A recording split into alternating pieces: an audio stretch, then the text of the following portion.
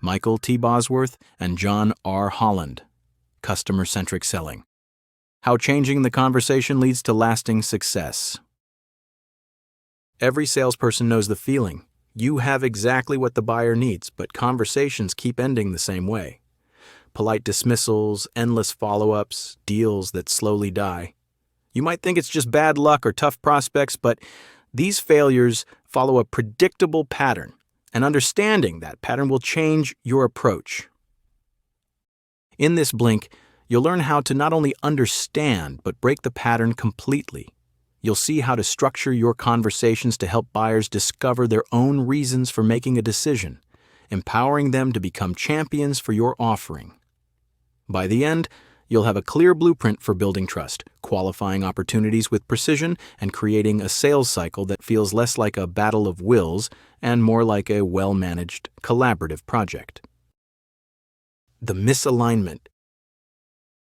Imagine a salesperson walking into a senior executive's office after weeks of product training, feeling prepared. They open their laptop, display a polished presentation, and explain their product's architecture, integration capabilities, and scalable platform. Within minutes, the executive's attention drifts. The meeting ends with the executive saying something like, "You should talk to our technical team about this." What feels like progress actually marks the start of a slow path to a lost deal. So why does this keep happening? The answer is simple. It all comes down to how the story's told. The salesperson describes their offering as a noun, a static thing with attributes and specifications. Their training focuses on the product's internal workings, like processing speed, data capacity, and technical specifications. The company assumes buyers who understand what the product is will figure out why they need it, and all this creates what's called the Pinocchio effect. Marketing materials claim it will lower costs or it will improve profitability, as if the product itself drives success. But high-level decision-makers think in verbs, not nouns. Their world revolves around action and outcomes, reducing inventory, accelerating time to market, improving forecast accuracy. They lack the time or technical expertise to translate abstract features into concrete business results. When you mention an overhead camshaft, the executive wonders how that helps them.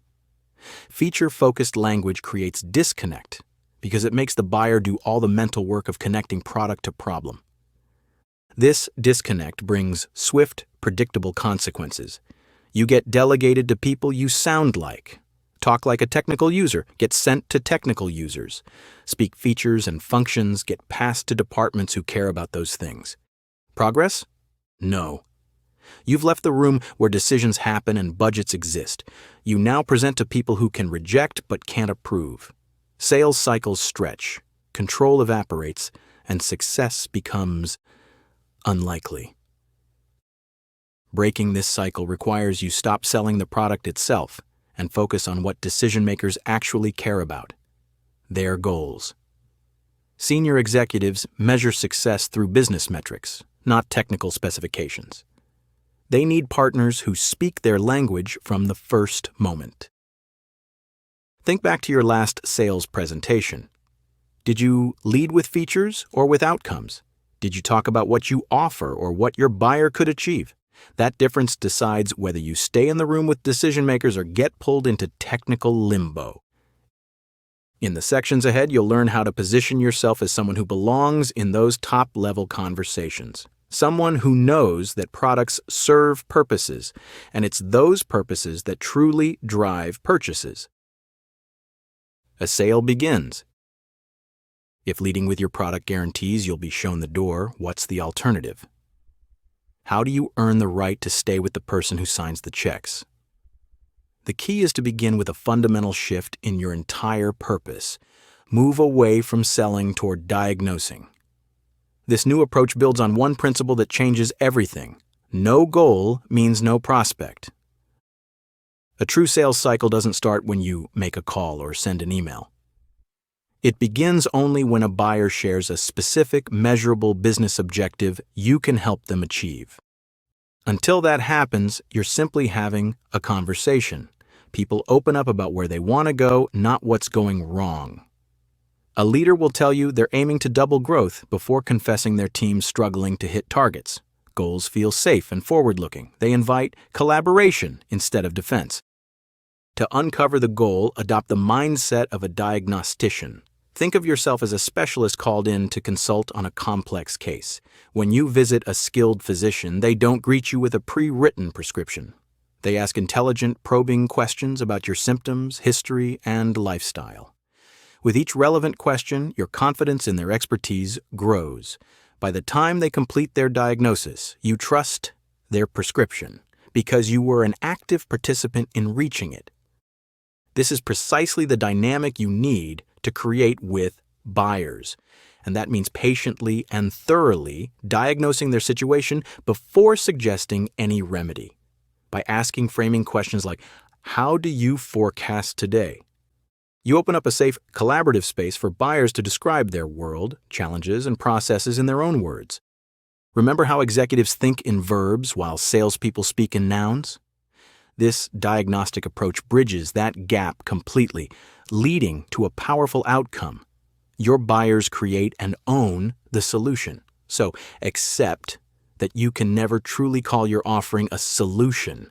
That label belongs to the buyer. Your job isn't to present a finished solution. It's guiding the buyer to discover one themselves. People rarely buy because you convince them. They buy because they convince themselves. The art is in guiding that discovery, helping them link the problems they've shared to the strengths you bring. When the light bulb moment hits, "So if we had this capability, we could achieve our goal," the message stops being yours. It's now their insight, their solution, their story. Now the buyer owns your solution. They'll champion it, defend it, and find the budget to make it happen. The sale isn't a hard close anymore. It's the natural next step in a process they feel in control of. You've shifted from vendor to partner, from salesperson to trusted advisor. The decision maker will keep you in the room because you belong there, helping them solve real problems on their terms. The tool for diagnosis. Becoming a diagnostician sounds powerful, but just deciding to ask more questions isn't enough. The trick is asking the right ones, in the right order to uncover what really matters. Leave that to intuition, and every rep ends up improvising. The company message turns into a game of chance. To change that, you need a conversation blueprint, something that keeps the seller focused and the buyer engaged. That's where the Solution Development Prompter, or SDP, comes in. An SDP forms the core of sales-ready messaging, a way for an entire organization to agree on how to talk about what its offerings do for customers. Think of it as a roadmap for conversation, moving beyond generic pitches to facilitate highly specific, relevant, and valuable dialogue. What makes an SDP so effective is its precision. Every prompter is designed for one clear type of conversation. You start by defining your audience, say a CFO at a software company, and the goal they're chasing, like better forecast accuracy.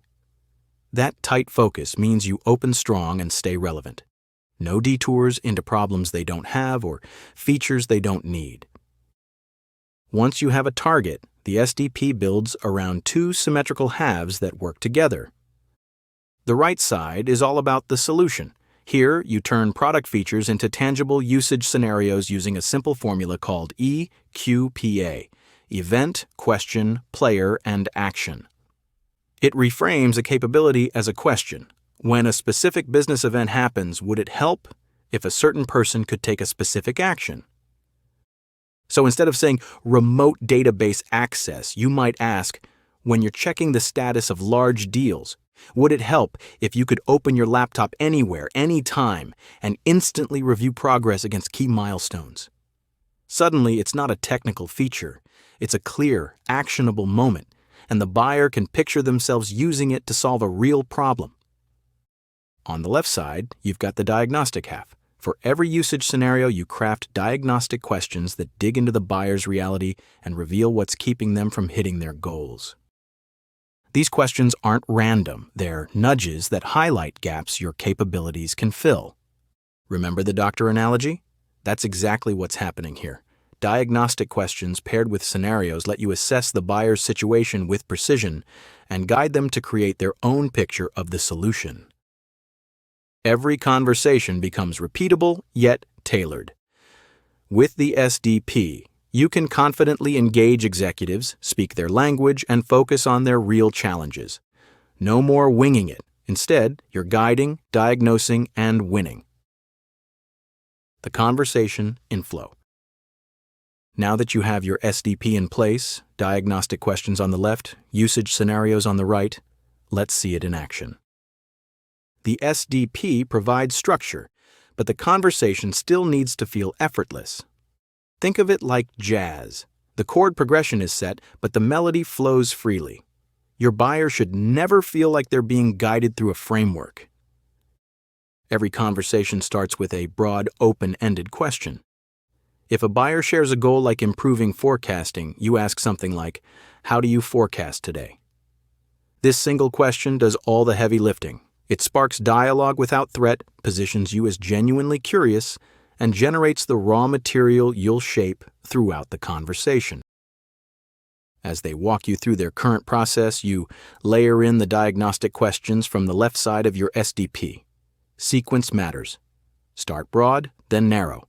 Ask about processes first, then move to pain points. Let each answer naturally lead to your next question so the conversation feels organic. You might ask how they enforce forecasting metrics across offices. If they struggle to answer, probe deeper. How do you identify which opportunities are actually qualified? As they respond, patterns emerge. They admit managers have no consistent way to coach salespeople. A few high-stakes deals can destroy an entire quarter. Listen for what goes unsaid. When energy drops or frustration creeps into their voice, you've found something real. Reflect it back. So, your entire quarter depends on just 2 or 3 deals. This reflection serves 2 purposes. It confirms you understand, and it makes the problem feel more urgent. Once you've explored their challenges, you hit the pivot point. Summarize everything they've shared. Get explicit agreement, asking, "Have I understood your situation correctly?"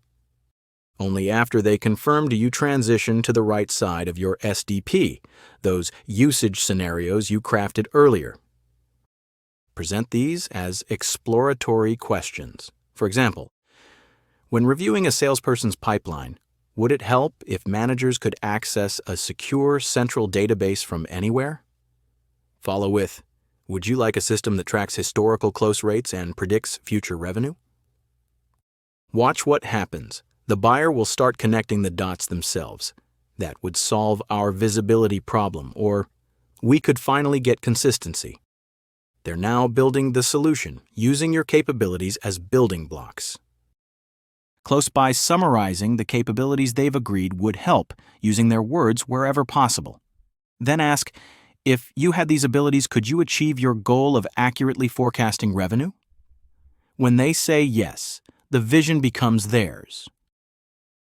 In the next section, we'll cover how to capture this fragile agreement before it fades into the chaos of day-to-day business. From vision to viability. The moment a buyer agrees the capabilities you've discussed will help them achieve their goal is when a sale truly becomes possible. But this shared vision is delicate. It exists only in the conversation you just had. Left undocumented, it'll fade away. So your next move is critical. Immediately take concrete steps to transform that intangible vision into a committed project. This requires shifting from conversationalist to project manager, starting with 2 key documents that formalize the buyer's interest and define a clear path forward. Your first action? Send a champion letter. This isn't your standard follow-up email filled with marketing fluff. It's a concise, powerful summary of the conversation you just had, written specifically for your buyer. It documents their stated goal, your shared understanding of their current situation, and the vision you co-created of how they could use your service to succeed. The letter concludes by proposing next logical steps, which include gaining access to other key players involved in the decision, financial approvers, implementers, and end users. When the buyer agrees to this letter's contents and grants you access to their colleagues, 2 things happen. You confirm you've understood correctly, and in doing so, you qualify them as a true champion, someone willing to advocate for the project when you're not in the room. Remember earlier when we talked about how buyers own the solutions they help create? The champion letter documents that ownership, making it concrete and shareable within their organization. Once your champion opens doors to other key players and you've had the chance to earn their buy-in, you move to the second deliverable, the sequence of events. This is where everything shifts from uncertainty to clarity. Instead of chasing updates, you collaborate with the buying committee to build a transparent project plan that details every step toward making a confident decision. Together, you outline milestones like technical reviews, site visits, legal checks, and final presentations. Every step has an owner, on your team or theirs, and a clear target date. By the end, you've both signed off on a shared roadmap for evaluation. This two-step approach, confirming the vision with a champion letter, then defining the journey with a sequence of events, changes the sales dynamic completely. You're no longer guessing what's next or pushing for answers, and the buyer's no longer being sold to. They're a partner in a process they helped design. You've made buying professional, transparent, and low risk. That builds trust and sets you apart from competitors still relying on pressure and persuasion. Now, the final purchase isn't a fight to win at quarter's end. It's the natural, inevitable conclusion to a project you and your champion built together.